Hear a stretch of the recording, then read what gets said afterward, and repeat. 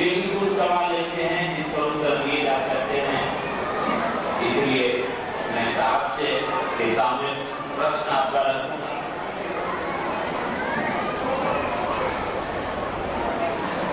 कुछ प्रश्न रखूंगा, एक आध सवाल है इस पर की बात हो सकती है। उसके बाद पुनः मैं निवेदन करूंगा कि साहब जो कहना चाहते हैं वही कहें और वही हम लोगों के लिए अमृत पानी होता है।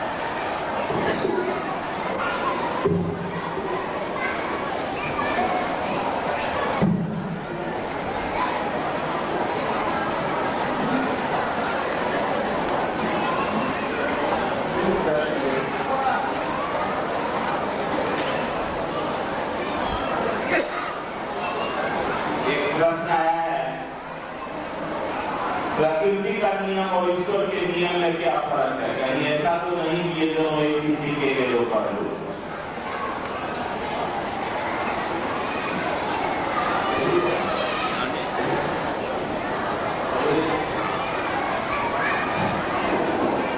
दूसरा सवाल है शिव ध्यान कैसे करते हैं? तीसरा सवाल है मुक्त अवस्था क्या है, कैसे प्राप्त किया जा सकता है? मुक्त भाव समाधि और ज्ञान समाधि में श्रेष्ठ क्या है? और चौथा सवाल है राग द्वेष से कैसे मुक्त हो सकते हैं?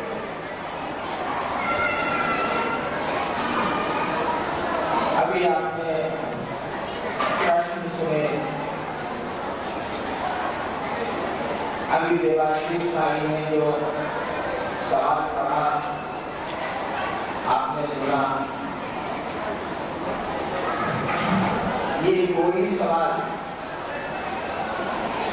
ये चारों पांच सवाल शिव गुरु से संबंधित नहीं है।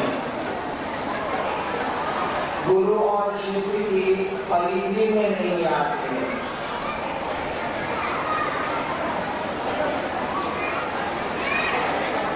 फिर भी उत्तर देता हूं।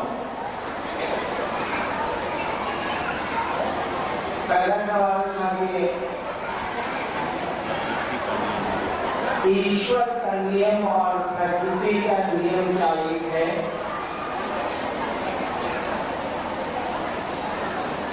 उत्तर भी प्रश्नकर्ता ने ही उसमें दे रखा। उन्होंने कहा है कहीं ऐसा तो नहीं कि ये दोनों चीजें एक है।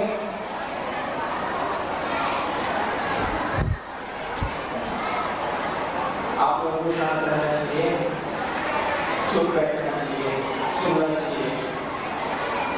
ये मेरा नहीं है, बाधा नहीं है, जहाँ कहा नहीं कही जाएगी।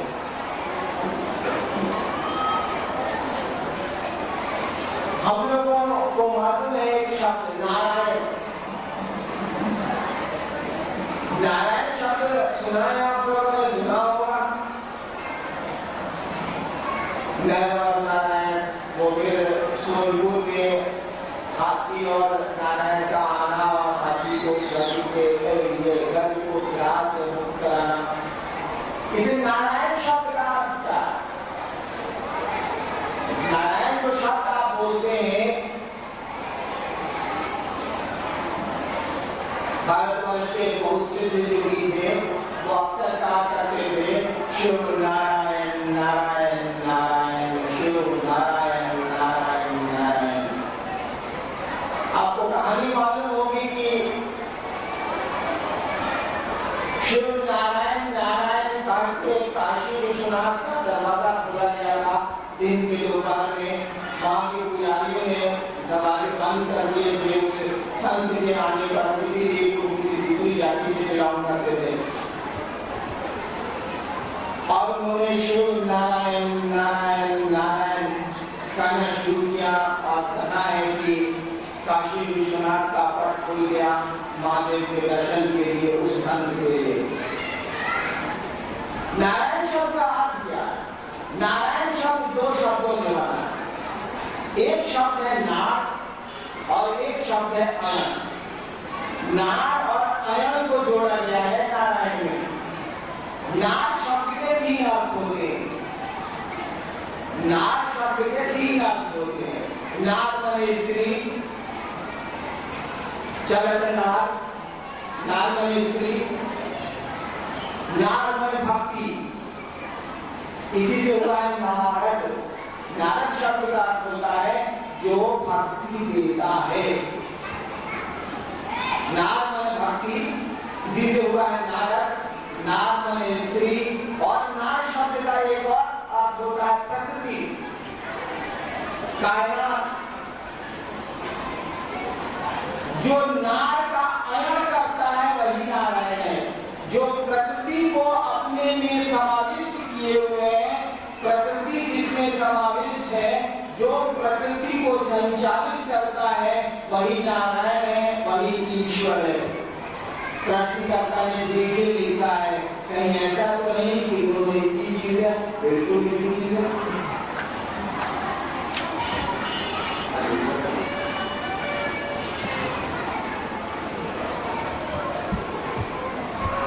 क्या कर रहे हैं हमको पता नहीं।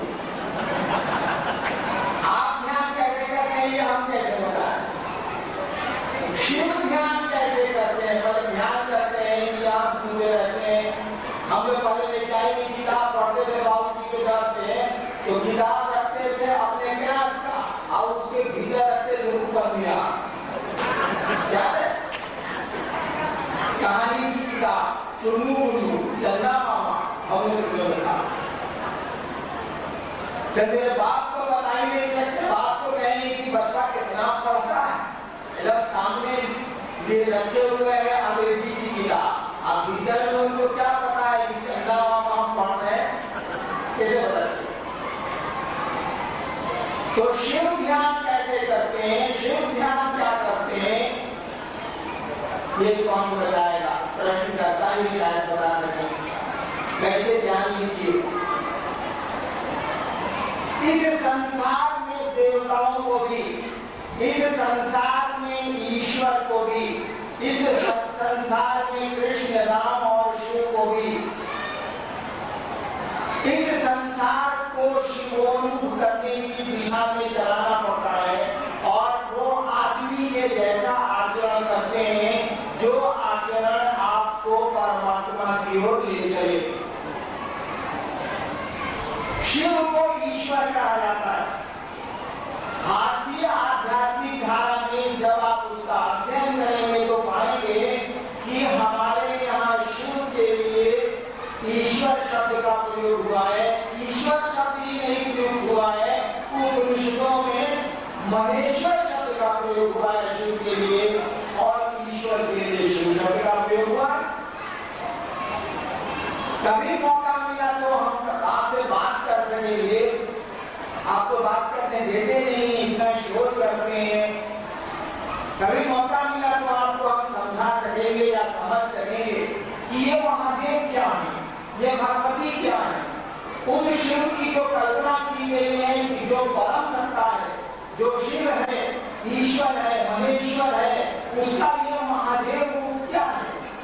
और फिर आप देखते होंगे कि शिव के तस्वीरों की पूजा का प्रचलन हमारे यहाँ नहीं है।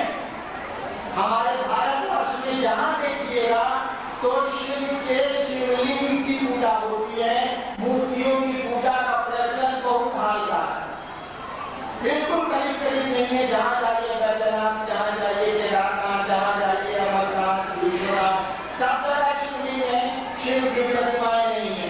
ठीक उसी तरह से भगवती की भी कहीं प्रतिमाएं नहीं है। आप चले जाइए कानपुर का वाक्या, आपको एक पिंडी मिलेगी। आप चले जाइए शक्ति फिर उसमें जाके वो क्या कौन सी जगह मांगी वहाँ आपको पिंडी मिलेगी। आप चले जाइए गोपालगंज जो हमारे घर के बगल में खावे, वहाँ चले जाइए, वहाँ आपको पिंडी मिलेगी। यानी शिव की और भगवती की, शक्ति की पूजा पिंडी के रूप में भारतवर्ष में होती है। तस्वीरों के रूप में पूजा का प्रचलन नया है और बहुत ज्यादा उसको कीर्तिमान नहीं आती है, उसकी व्याप्ति बहुत नहीं है। क्यों ऐसा? इसीलिए कि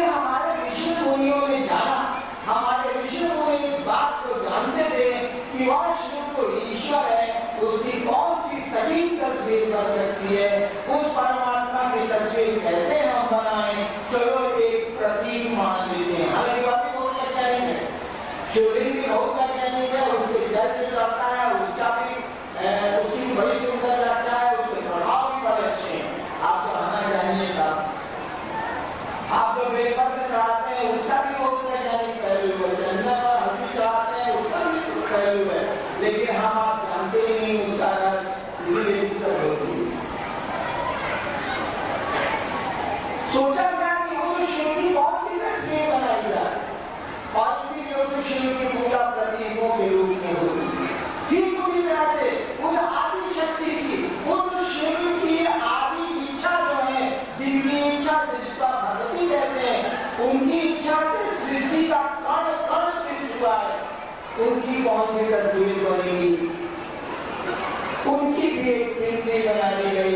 गांव देहात और शक्तिपीठों में आज भी पिंडी बनी हुई है, प्रतीक बना हुआ है। तस्वीरों की पूजा का प्रचलन बहुत कम है, नहीं के बराबर है। पुराने शिव मंदिरों में, पुराने भगवती के मंदिरों में सब जगह शिवलिंग है और फिर भगवती के मंदिर में पिंडी बनी हुई है। इसका यही कारण है। कहा गया कि शिव ध्यान में दिखते हैं, शिव योगासन में दिखते हैं, शिव पद्मासन में दिखते हैं। आंखें अद्भुत हुई है या बुरी हुई है, ये कुछ नहीं, ये प्रतीकात्मक है कि आपको भी शांत होना चाहिए, आपको भी सोचना चाहिए, आपको भी अपनी समझ पैदा करनी चाहिए। देखिए हम लोगों को खबर है कि हमारे घर में लोग गए, मेरे मां बाप नहीं पढ़ते हैं, जब मैं स्टेट था कंट्रोल का इंचार्ज पढ़ रहा। मेरे पिताजी अब 80 साल के हो गए, मैं नहीं कहना चाहता कि वो मरेंगे, लेकिन हम नहीं मरेंगे, ये जान लीजिए, क्योंकि हमको देख के आपको लगेगा कि सारा ही 50-54 का हो गया।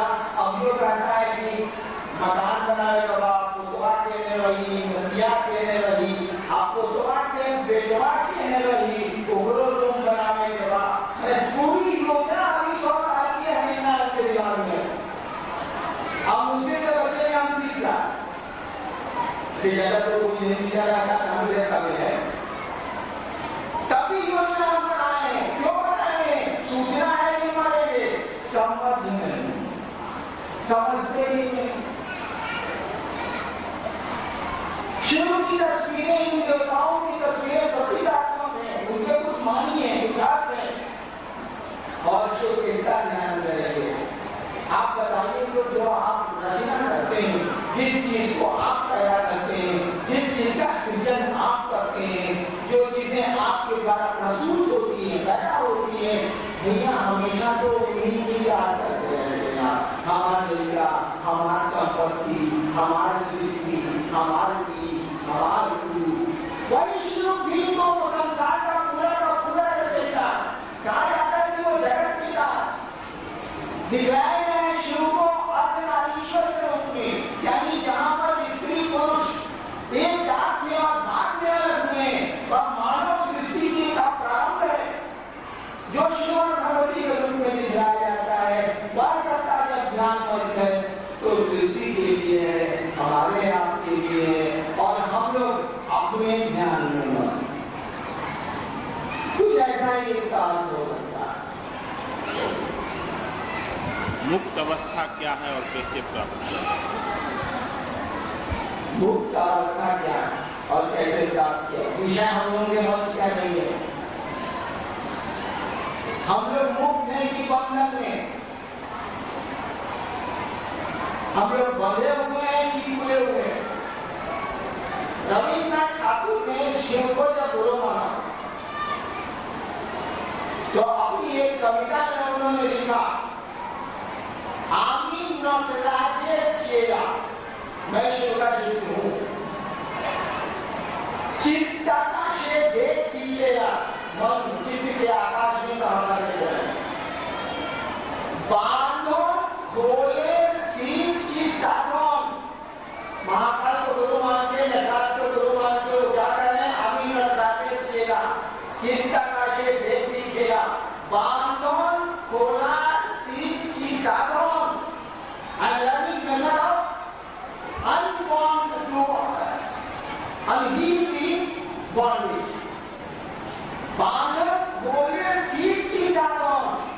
बंधन खोलने का साधन सीखे।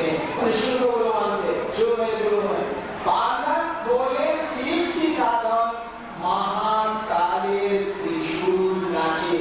महाकाल का त्रिशूल नाच रहा है, यानी काल का त्रिशूल नाच रहा है। यानी रविन्द्रनाथ ठाकुर कह रहे हैं कि हम बंधन में बंधन खोलने का गुरु से तरीका सीख रहे हैं, साधन सीख रहे हैं। देखिए हम लोग कितने बंधन हो गए। आज से 10 साल पहले मैंने एक स्कूटर खरीदा था, 15 साल एक स्कूटर खरीदा था, 601 रुपए यही पड़ गई। स्कूटर को हम ठेला से काफी पहला खाना से मंगाया था। ठेला वाला हमारे ऑफेरी रोड में हमारे डेरा के सामने सरकारी डेरा था। ठेला वाला रिक्शा स्कूटर को पटक के चला गया। 100 रुपये के जैसे पड़ेगा पटक दिया और ठेला वाला पैसा नहीं चला। रात में जब 10 बजा कहा अपने मान लो गुरु भाई थे, उन लोगों को कहा कि भाई साहब इस सारे स्कूटर को उठा के गैरेज में रखिए, रात में कोई ले जाएगा तो 100 रुपये मिल जाएगा। उठाइए के ले जाएगा उसको उठा देना। ये कार्य मैं सोचा, मेरे दिमाग में आया कि स्कूटर हम अपने आराम के लिए 100 रुपये में खरीदेंगे कि इसके आराम के लिए अब हमको आना पड़ा। इसको गैरेज में उठवाओ, ये करो तो वो करो। अब हमने स्कूटर की गुलामी खरीद के ली थी।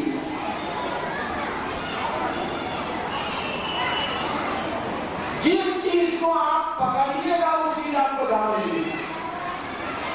इसीलिए हमने कहा गुरु को पकड़िए कोई दाम नहीं। आप पकड़ने का प्रयास कीजिए, दूसरे प्रयास कीजिए वो दाम मिलेगी। जिस चीज को आप पकड़िएगा अपना पूछिएगा, बात आपको धरेगा। मकान अपना बना लिया अपने आराम के लिए, अब मकान के लिए आपको चिंता करना है तो पूछ लीजिए। मकान आपको आराम नहीं देगा, मकान आराम करेगा आप करिए। सीधा को दिया, चुना करना है, बसवा पेंसिल से दीवार पर लिख दिया, ये हो गया तो वो हो गया, या फिर कोई गोलकप से गया पान का खा के पीठ मार दिया, अब मन हो जाएगा, अब चुना करवाया पीठ मार दिया। यानी आप आराम के लिए मकान आपने बनवाया, अब मकान के आराम के लिए आप जिंदा रहिए। कपड़ा अपने सुख के लिए आप खरीदा, अगर जरा सा फट जाए तो मन हो जाएगा घोर। यानी आप कपड़े के सुख के लिए हम आप जिंदा।